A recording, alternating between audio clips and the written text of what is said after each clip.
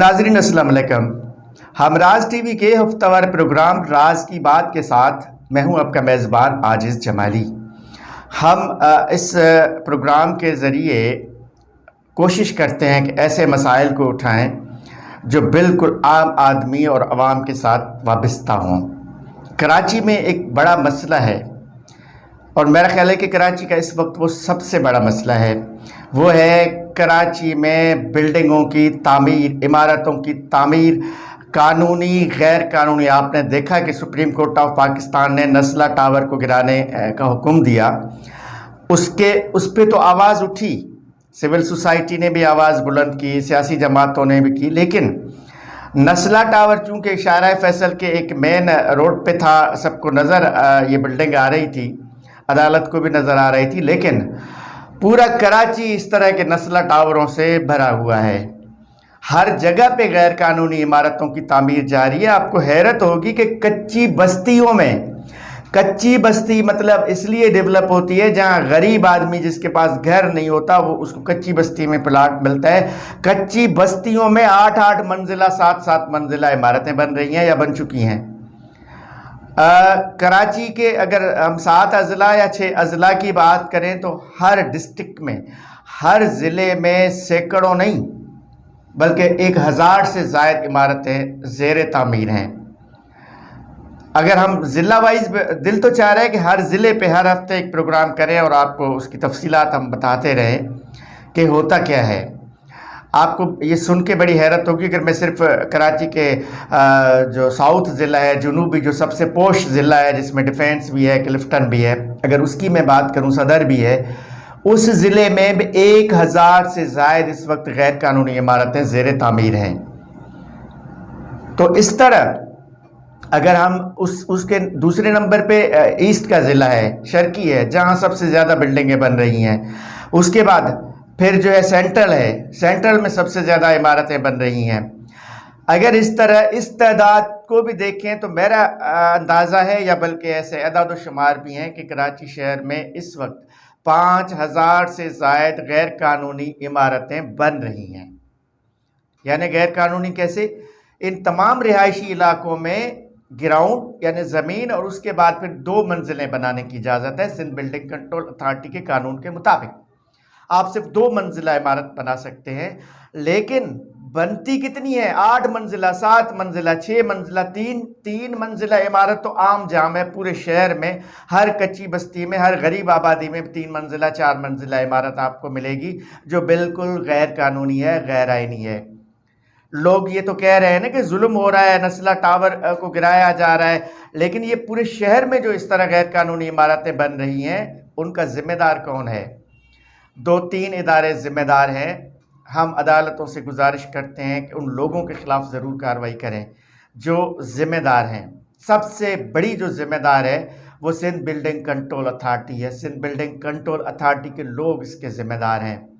Sindh building control authority के ज़िले level पे दफ्तर हैं, ज़िले डायरेक्टर्स हैं, फिर डायरेक्टर्स के जो है मातहत उनके अंडर जो है इंस्पेक्टर्स हैं, फिर उनके मातहत सब इंस्पेक्टर्स हैं, उनके ऊपर डिप्टी डायरेक्टर्स हैं, फिर सिविक सेंटर पे जो हेड क्वार्टर है उसके डिफरेंट डायरेक्टर्स हैं, उन सब के ऊपर जो है डायरेक्टर जनरल होता है जो 20वें ग्रेड का अफसर होता है।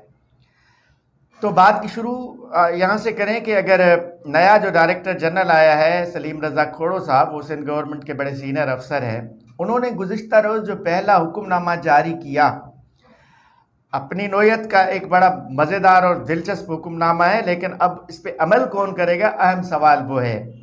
सलीम रज़ा खोड़ो साहब, DG Sindh building control authority का पहला ऑर्डर ये है कि कराची से गैर कानूनी इमारतें मुनहदिम की जाएं, और उसने अपने महकमे को हुक्म दिया है कि कम अज़ कम रोज़ाना, रोज़ की बुनियाद पर कम अज़ कम 10 इमारतें गिराई जाएँ। उन्होंने अपनी कैलकुलेशन की होगी, अगर रोज़ाना 10 इमारतें गिरें तो महीने में 300 इमारतें तो कम अज़ कम गिरनी चाहिए। और अगर एदाद शुमार इस तरह इस पर अमल होता रहे, 300 इमारतें अगर महीने में गिरें, तो मेरा ख्याल है साल डेढ़ में फिर कराची में तमाम जो गैर कानूनी इमारतें हैं वो गिर सकती हैं। साल डेढ़ सलीम रज़ा खोड़ो रहेगा या नहीं रहेगा सबको पता है, इसकी कोई गारंटी नहीं है। हर अफसर दूसरे तीसरे महीने तब्दील हो रहा होता है। लेकिन अगर आज जब आप ये प्रोग्राम सुन रहे हैं तो उस आदत को 3 दिन गुजर चुके हैं। इस तरह अब तक कराची की कम से कम 30 इमारतें गिर चुकी होती। तो यहाँ पे हम सलीम रज़ा खोड़ो साहब से सवाल करते हैं कि सर अब तक कितनी इमारतें गिरी हैं कराची में, कितनी इमारतें मुनहदम की गई हैं आपके आर्डर के तहत। मैं आपको आज साउथ ज़िले की बात करूँगा, फिर उसके बाद एक ईस्ट का एक बड़ा मसला है उस पर भी हम बात करूँगा। साउथ में तो बेतहाशा बिल्डिंगें बन रही हैं। आपको मैं उन गरीब इलाकों में, अगर जो गरीब इलाके तस्वुर किए जाते हैं, अख्तर कॉलोनी, कश्मीर कॉलोनी, महमूदाबाद, आज़म बस्ती, मंजूर कॉलोनी, PCHS, फिर क्लिफ्टन से मुलायका इलाके, ये सब के सब आम तौर पे हमें गरीब इलाके हम तस्वुर करते हैं इनको। कौन कह रहा है गरीब इलाके हैं? 8-8 मंजिला इमारत है वहाँ पे, 10-10 मंजिला इमारत है वहाँ पे, 6-6 मंजिला इमारत है जिसकी कीमत करोड़ों में है। एक एक फ्लोर, एक एक मंजिल करोड़ों में बिक रही है। और ये सिंध बिल्डिंग कंट्रोल अथॉरिटी के इंस्पेक्टर्स की मर्जी से सब कुछ हो रहा है। एक इंस्पेक्टर है साउथ का जिसके बारे में कुछ शेख साहब हैं, उसकी हम तफसीलात तो कहीं कभी अगले प्रोग्राम में आपसे ज़रूर शेयर करेंगे, उस पर एक अलग प्रोग्राम होना चाहिए। वो करोड़पति बन चुका है, इंस्पेक्टर है, करोड़पति बन चुका है और महीने में इन गैर कानूनी इमारतों के करोड़ों रुपए वसूल भी कर रहा है। यकीनन इसके एक चेन होगी, वो पैसा एक इंस्पेक्टर से डायरेक्टर, फिर आई डोंट नो कि DG नया आया है, मैं उस पर कोई इल्ज़ाम नहीं लगाना चाह रहा, लेकिन ये पैसे सब बट रहे हैं। इस तरह एक गेम है, एक मौत के ख़रीदार हैं ये सारे लोग। ये इतनी बड़ी मंजिला इमारतें बनती हैं, फिर अदालत कोई फ़ैसला करती है, फिर सैकड़ों लोग जो हैं वो दरबदर हो जाते हैं। तो ये सूरत हाल है सिंध बिल्डिंग कंट्रोल अथॉरिटी के उन अफसरान की जो इंस्पेक्टर्स हैं स्पेशली। तो इस तरह साउथ हो, फिर दूसरे अजला जिस तरह मैंने आपको बताया है, तो इन सब के ख़िलाफ़ DG सलीम रज़ा खोड़ो साहब आप क्या एक्शन लेंगे? आपके सामने है तमाम तर सूरत हाल। हमराज TV पे हम कोशिश करेंगे कि ये पूरा सिलसिला आपके सामने, आपकी नज़रों से गुजरे कि कराची में लोगों के साथ क्या जुल्म किया जा रहा है, जिसमें सिंध बिल्डिंग कंट्रोल अथॉरिटी के अलावा जो दीगर इदारे मुलविस हैं, KMC भी मुलविस है, KMC या DMCs के जो अमला है वो भी मुलविस है, कहीं कहीं महकमा रेवेन्यू का अमला मुलविस है। उसके बाद फिर पुलिस की चांदी बन जाती है। पुलिस को जब पता चल रहा है कि 3 मंजिल से जो भी बिल्डिंग ऊपर चढ़ी वहाँ पुलिस पहुँच जाती है, पुलिस अपना हिस्सा पति ले लेती है, बात रफा दफा हो जाती है। सिंध बिल्डिंग कंट्रोल अथॉरिटी वाले पहले से ही अपना हिस्सा पति ले चुके होते हैं, फिर पुलिस ले रही होती है, फिर कोई दीगर सरकारी महकमे का बंदा आता है, उन सब के शेयर्स हैं, उन सब का हिस्सा है, तो सब अपना अपना हिस्सा लेते हैं बिल्डर से। फिर बिल्डर सबको खिलाता है पिलाता है और बिल्डर को पता है कि होना कुछ नहीं है। फिर जहाँ ग्राउंड+2 यानी 2 मंजिला इमारत की इजाज़त है, वहाँ 6 मंजिला भी बन जाती है, 7 मंजिला भी बन जाती है। आप जहाँ भी जाएं पूरे शहर में ये सूरत हाल है। तो सुप्रीम कोर्ट ऑफ पाकिस्तान यकीनन इसको देख रही होगी। और तीसरा बड़ा जो इदारा है जिसके पास ये कंप्लेंट्स जाती हैं, शिकायत जाती हैं, वो है सिंध का महकमा एंटी करप्शन, इंसदाद रुश्वत सतानी, जिसका काम है रुश्वत को रोकना। लेकिन वो इदारा बुनियादी तौर पे एंटी करप्शन नहीं है, वो करप्शन का इदारा है, करप्शन का इदारा बन चुका है। इस जितनी गैर कानूनी बिल्डिंगें बन रही हैं उन सैकड़ों की तादाद में एंटी करप्शन के महकमे को शिकायत जाती हैं, लेकिन कहीं कोई कार्रवाई नहीं होती, चूँकि उनको भी हिस्सा मिल रहा होता है। उनके जो डिस्ट्रिक्ट लेवल के अफसरान हैं वो इंक्वायरी के लिए पहुँच जाते हैं। ये पूरी एक चेन है, ये सब मिल के आम आदमी को लूट रहे हैं। और कराची में ये लूट मार अरबों रुपए की है, अरबों रुपए की लूट मार इन गैर कानूनी इमारतों पे हो रही है। और इसमें जैसे मैंने आपको बताया ये सिंध हुकूमत तक यकीनन ये बात जा रही होगी। और इस सब के इस पूरे महकमे का जो वज़ीर साहब हैं, सिंध के बड़े मशहूर वज़ीर और बड़े नामवर वज़ीर, और उनका बड़ा रोल है सिंध हुकूमत में, सैयद नासिर हुसैन शाह। नासिर हुसैन शाह साहब के ख़िलाफ़ हम इसलिए कोई बात नहीं करेंगे, हमें नहीं मालूम, लेकिन नासिर शाह साहब ही आपका महकमा है। सिंध बिल्डिंग गुज़श्ता रोज़ उन्होंने नए DG के साथ एक इजलास भी किया था। नासिर शाह साहब आप बताएं कि ये सिंध बिल्डिंग कंट्रोल अथॉरिटी जो जुल्म कर रही है पूरे शहर कराची के लोगों के साथ, उस पर आपने क्या किया? अगर आपको गैर कानूनी इमारतें नज़र नहीं आ रही, आप हमारे साथ दौरा करें, हम आपको दिखाते हैं कि कहाँ कहाँ पे गैर कानूनी इमारतें बन रही हैं। अब एक तो ये कहानी हुई। डीजी साहब कह रहे हैं कि जी गैर कानूनी इमारतें मुनहदम की जाएं। चलें जी, ये 5-6 हज़ार इमारतें जो बनी हुई हैं आप मुनहदम तो करें, जो हम समझ रहे हैं कि नहीं होंगी, लेकिन जो नई बन रही हैं उनको क्या करेंगे? आप अगर एक साल में ये 2-4 हज़ार इमारतें गिराएंगे, 2,000-3,000 इमारतें, जब साल पूरा होगा तो 5,000 नई इमारतें बन चुकी होंगी, क्योंकि जो अभी ज़ेर तामीर है, हर जगह पे कंस्ट्रक्शन जारी है, हर जगह पे तामीरात का काम जारी है, हर जगह पे गैर कानूनी इमारतें बन रही हैं, बड़ी बड़ी शाहराहों के साथ बन रही हैं, ख़ास तौर पे कच्ची बस्तियों और छोटे इलाकों में इस तरह की इमारतें बन रही हैं। लोग क्या करते हैं, ग्राउंड प्लस 2 के बजाय यानी 2 मंजिला के बजाय 6 मंजिला बना लेते हैं, फिर उसको या तो किरायों पे, यानी जहाँ रिहायशी इलाके हैं वहाँ कमर्शलाइज बिल्डिंगें बन रही हैं। ये जो जो पाकिस्तान का आइन भी इजाज़त नहीं देता, सिंध बिल्डिंग कंट्रोल अथॉरिटी का जो कवायद और ज़वाबित हैं वो भी इजाज़त नहीं देते। तो इस पूरी सूरत हाल पे हम इसी प्रोग्राम में कोशिश करेंगे कि आपको वक्तन फ़वक्तन बताते रहें, लेकिन इसके बाद में एक शख्स है, एक बुज़ुर्ग है जिसके साथ बहुत बड़ा जुल्म हुआ है। शहर के बड़े बड़े इदारों ने मिलकर उसके साथ जुल्म किया है, उसके साथ मैं आपको मिलवाऊंगा। यहाँ पर मैं लूँगा एक ब्रेक, मिलते हैं ब्रेक के बाद।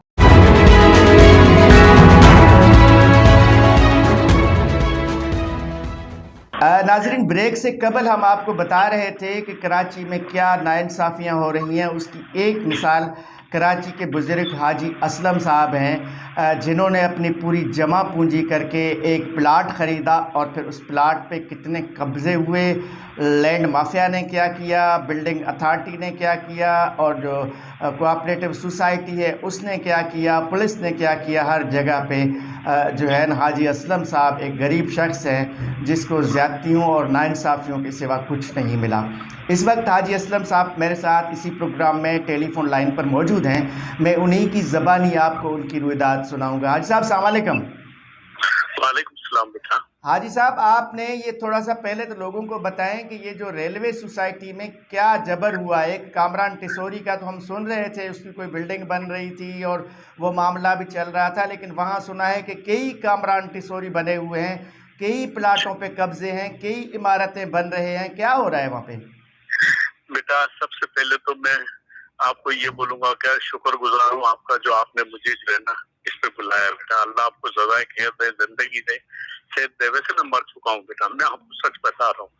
मेरे साथ बेटा मैं अपने बहू बेटियों की सारी चीजें बेच के ये मैंने प्लाट खरीदा था, और खरीदने से पहले मैं ये अब्दुल खालिक फारूकी रेलवे का जो चेयरमैन है, जो 8 सोसाइटियों का मालिक है, हालांकि ये मुझसे पैसे भी ले चुके अपने काम के।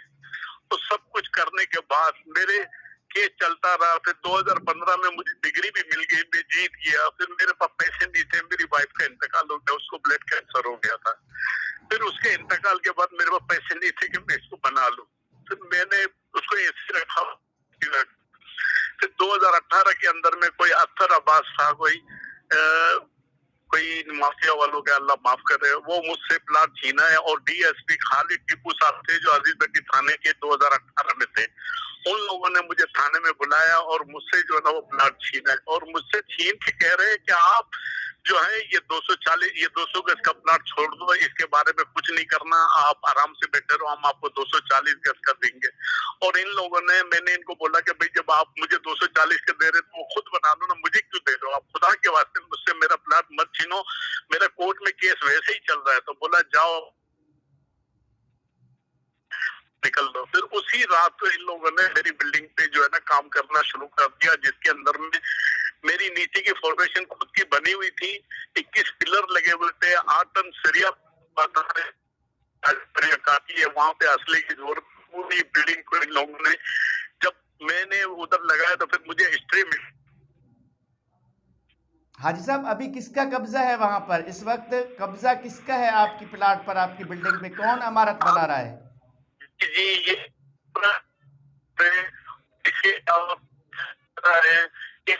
यानी कि अब्दुल खालिक फारूकी भी है, ये सारे मिले हुए हैं। इन लोगों ने कब्जा किया और इसके अंदर में 2 आदमी को और को भी रख दिया। ऐसे 12 फ्लैट इन्होंने किसी को बेचे नहीं है। 2 आदमी जरा नामचीन बड़े आदमी, अब उसका मैं क्या आपको नाम, इन लोगों ने सिर्फ तेल लगने के बावजूद इन लोगों ने पूरी बिल्डिंग अच्छा, तो इसमें जो सिंध बिल्डिंग कंट्रोल अथॉरिटी है उसका किरदार क्या है, उसका रोल क्या है? अब आप बता रहे हैं कि 4 मंजिला वहाँ पे इमारत बन गई, तो वहाँ तो 2 मंजिल से ज़्यादा इजाज़त नहीं होती है, तो 4 मंजिला कैसे बनी? बिल्कुल बेटा, ये 2 मंजिल से ज्यादा की इजाजत भी नहीं है। मैंने नीचे की फाउंडेशन ही उसकी ग्राउंड+2 की बनाई, इन्होंने उसी के ऊपर 5-6 मंजिल चढ़ा। और बेटा, मैं जिस दिन नाजिर मेरे साथ चला है, तो उस दिन नाजिर मुझे नाजिर को जाना था। सबको कानून जो आती है, अगर जैसे मैं ले जाता हूँ मेरा काम है, अगर केडी लाल खान था वो पहले से अपनी गाड़ी लेके पहुंच गई वहां पे चला। आप यकीन नहीं करेंगे, उस नाजिर घर को खोल के चेक नहीं किए, बार बार से बोलते हैं कि ये 2 फ्लोर खाली पड़े हुए। तो मेरी समझ में नहीं आ रहा है मेरे साथ क्या हो रहा है। सील के ऑर्डर मिल गए, अदनान इकबाल चौधरी साहब हम जस्टिस हैं, उन्होंने सील के ऑर्डर भी दिए। फिर इन लोगों ने सील बावजूद नासिर ने टाइम देता रहा। यानी हाजी साहब आप कह रहे हैं कि अदालत ने स्टे ऑर्डर दिया था, सील किया था, लेकिन उसके बावजूद इन लोगों ने वो बिल्डिंग बना ली। हेलो हाजी साहब, आपको आवाज़ आ रही है हमारी? हाजी असलम साहब, आपको आवाज़ आ रही? आ रही है मेरा बेटा, आ रही है। जी, तो आप बताएं कि स्टे ऑर्डर और कोर्ट के हुक्म के बावजूद भी ये इमारत तामीर हो गई। जी, स्टे लगा हुआ था, डील होने के बावजूद आदमी डाल दिया और सबके नाम पे ऐसी अल्लाह माफ करे झूठ मूठ की फाइलें बना के दाखिल कर दिया। पिटीशन अब पे तारीख अभी 1528 नंबर मेरा केस है वो रुका हुआ है, और ये 227 नंबर केस जो ना मेरा चल रहा है। अब मेरी समझ में नहीं आ रहा है, मैं बूढ़ा आदमी हूँ, मेरे बच्चे भी मुझे डर के बेचारे एक एक करके छोड़ के चली गए। मेरी समझ में नहीं आता मैं क्या करूँ। खुदकुशी अगर आराम नहीं होती तो आगे को नहीं छोड़ेगा। मैं इनसे लड़ नहीं सकता, मगर मेरे दिल से बहुत दुआ निकल रही है कि नहीं चाहिए, तो मेरे लिए कोई ना कोई बेहतरी करेगा। मगर तकलीफ तो इंसान को होती है ना बेटा यार। अब थोड़ा देख लो बेटा, अल्लाह आपको ज़रा खैर दे। आपने मेरे लिए सोचा है, आपने मेरे लिए बहुत कुछ, अल्लाह आपको जिंदगी दे, सेहत दे। आपके दिल में आती है मेरा वसीला कौन है मुझे नहीं पता, मगर मेरे ताल्लुका को एक अकेला बूढ़ा आदमी, 63 साल की मेरी उम्र है यार। खुदा के वास्ते मैं तो